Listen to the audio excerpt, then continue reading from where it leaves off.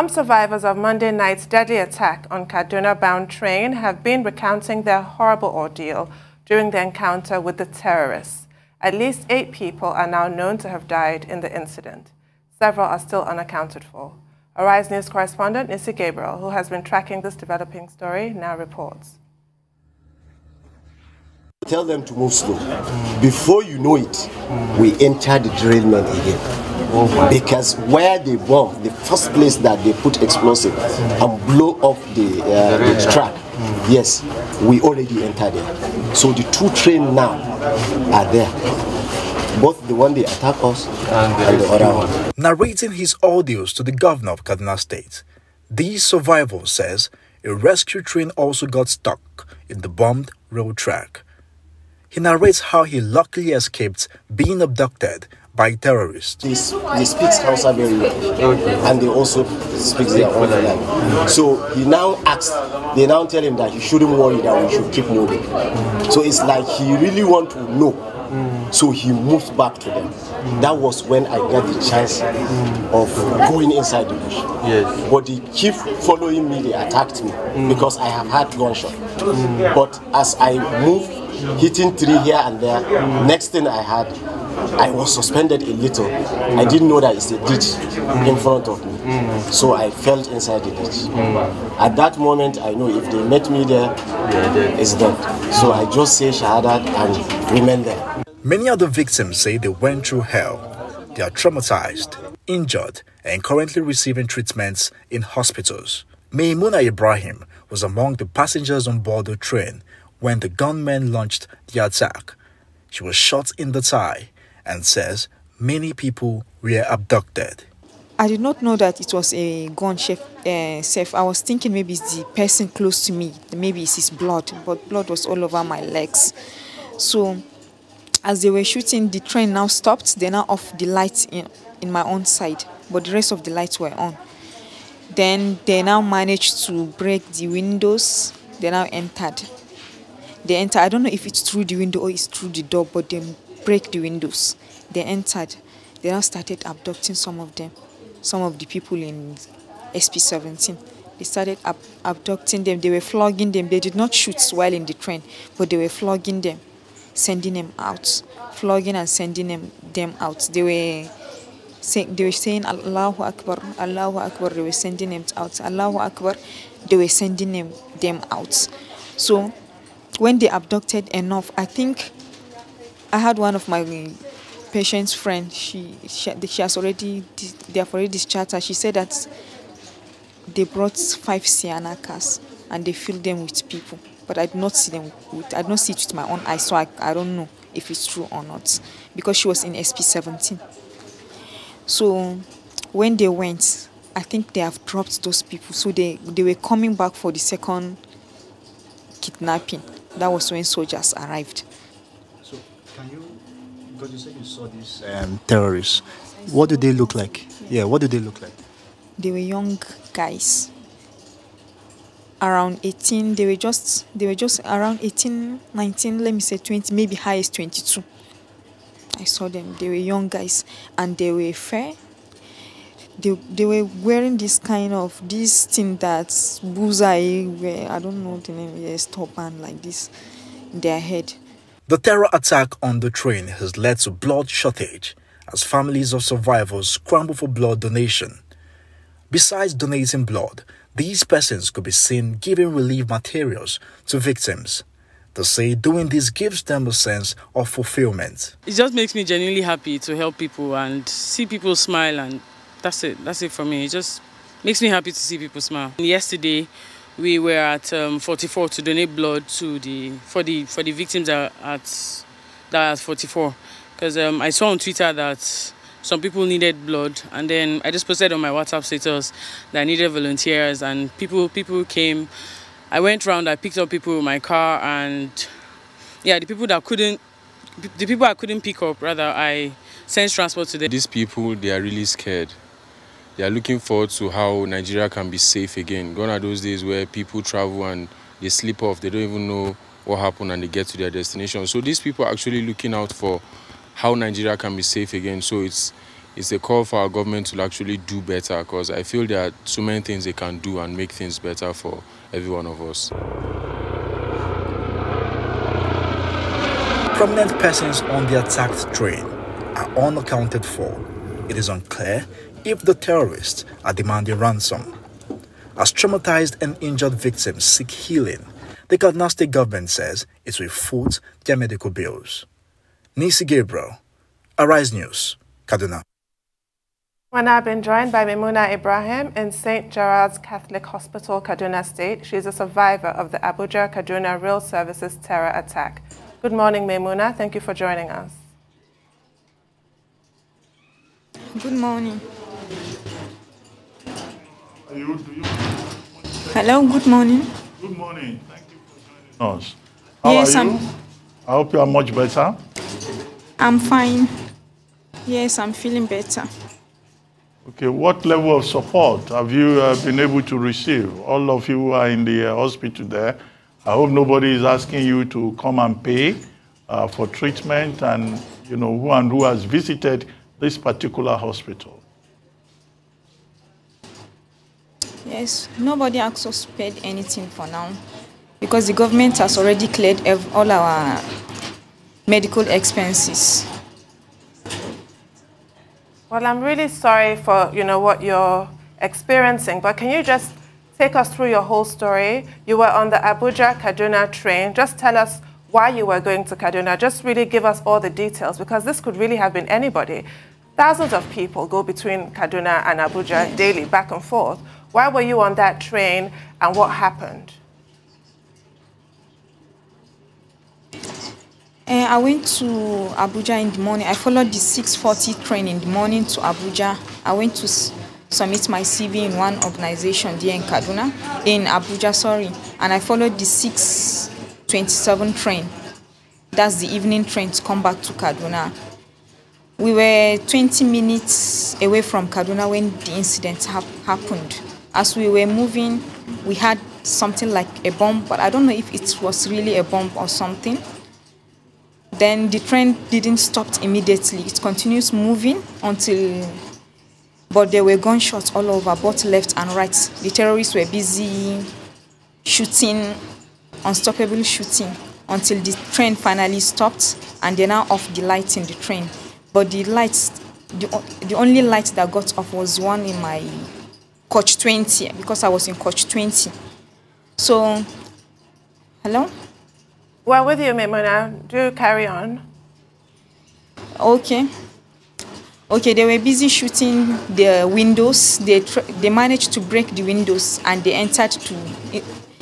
I don't know if it was through the window or it's through the door. They entered to coach 17.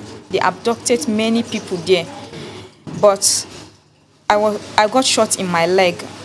I think it's the flying bullet. I did not even notice it was a shot as of that time, because I did not even feel the pain because of what was going on.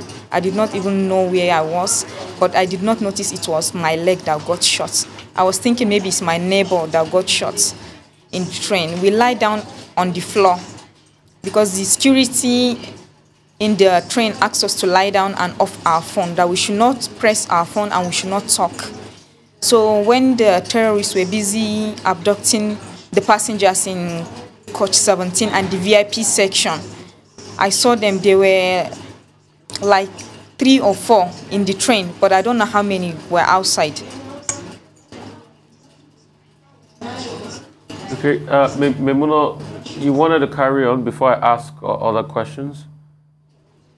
Or that's how much you can remember. I just want to ask you, and sorry about your ordeal, I just want to ask you, like, how many people do you think were on the train entirely?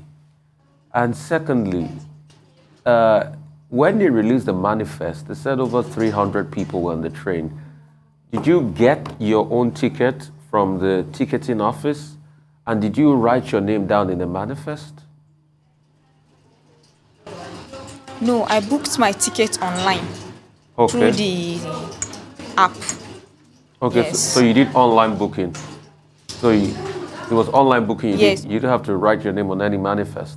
So secondly, like how many people Yes. were on the train in total? Like how many coaches, because it was quite a big train, how many coaches and how many people were on the train? Just a rough estimate. I can't say exactly how many people were in the train, and I don't know how many coach exactly, but the train is very big. Okay. But I think I think maybe we might reach like 500, maybe. I'm just guessing, but I don't know if we are more than or less than. I don't know, because I don't know how many people are in each coach. I don't know this game, really. Well, Okay. the governor of Kaduna State, Malam Nissi Gabriel, has been quoted as saying, look, the problem is the time of travel. And he is recommending that the last train, that route, will just be between 4 p.m. and maybe 5 p.m. Do you think part of the problem was that people travel at night? Because this incident occurred around 7:50 p.m. Do you think that will help if the trains move during daytime and not at night? I don't think so, because these terrorists, we can't guess. They can come at any time if they are not tackled properly. They can come at any time. You can't guess when and what time. You can't really guess. It doesn't matter whether it's at night or in the evening or in the afternoon. They can come at any time. You said there was security on board the train with you and they told you to lie down. Were those security men armed, and did they exchange fire with the terrorists? Yes, at first they went out, but I think the thing is the incidents, they can't handle it. That's why they came back into the train, because they don't have enough weapons. So they came back, and there was no network around that place. I don't know how the soldiers or the securities arrived. They called them. I don't know how they arrived, but they just arrived. But the securities, I saw them, they were in the train, because one of them was one that helped me tie my leg when my leg was bleeding. All right. Thank you so much for that, MAIMUNA. MAIMUNA, I would like to ask two questions. Number one will be, then how did you get to the hospital? You said a security man helped you tie your leg. How did you get to the hospital? Then, Yes. Then secondly will be, how long did it take when the bandits started, when the terrorists started shooting, for security to come and exchange fire with them? And did the security shoot them away, chase them away with guns, or they finished their operation and they left by themselves? Okay. When the security arrived, they shoot them. They did not come directly to the train. They shoot them because we were hearing gunshots, and the securities inside the train, they were telling us that these are their people, so we should not panic. So they were shooting the soldiers, the police.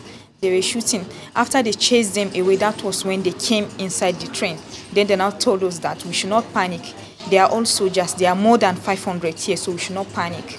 So they now asked us to spread ourselves, because all of us got congested in that coach 20. So how I got to the hospital was, one soldier backed me. He carried me on his back. He moved. He carried me on top of the, I don't know if it's a bridge or this. He took me to the car, but I was not alone. We were plenty. We were like 15 that they brought us to St. Gerald Hospital. But that same night, they took them back to 44 because they have bullets already in their body. My own, the bullet did not stay in my leg. It exited through my leg. So I was left here in St. Gerard, but they took them to 44. I don't know how they are doing. I don't know. Because there was even a pregnant woman. She was shot in her stomach. What do you think government needs to do to prevent this kind of situation in the future? From what you have seen, what you have heard, and what you have experienced. I think the government should tackle the insecurity problem in Nigeria, because we are not safe. Even the road, even the train, everywhere we are not safe. We really need the government to do something about it, because we can't do without traveling. We have to go. We have to travel. So they have to help us and tackle these insecurity issues, because it's already out of hand. You're so right, MAIMUNA. I mean, you live in Kaduna and you're applying for work in Abuja. If you get the job, you'll be going back and forth. So what do you think of the President's directive for the trains to quickly be repaired and restored? Would you feel comfortable using that train again? I won't feel uncomfortable, but I don't really know. But if the security is okay, I don't really know whether I will be comfortable or not for now. I don't know, because I'm still scared. All right. Maybe I just want to get some facts, too, from what happened that night. So you said the train finally stopped, and when it stopped, you started hearing gunshots. So when did the bandits enter? Did they first shoot before they entered, or they were just outside shooting? And, like, did you see any of them? Can you say probably how old, you know, are some of them? Did you see any of them when they were shooting, when they came into the coaches? Immediately after the bomb, the shooting started, and it's on an unstoppable shooting until the train stopped. They were still shooting, breaking the windows, shooting, breaking the windows. That was when they entered. And yes, they were young guys within the age of 18, 19, 20, and maybe like highest 22, but they were young guys, and they looked like Fulani. They were speaking one language like that.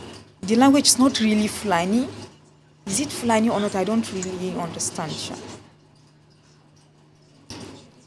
And they don't look like Nigerians. Okay. Okay. Thank you so much for that, and I hope, you know, you make a quick recovery so you can get back to your life, and probably what you went to Abuja for, I hope, you know, maybe you probably get the job and you can move on with your life. Thank you so much, you know, for joining us. Thank you so much for your time. Thank you very much, sir. Thank you very much, sir.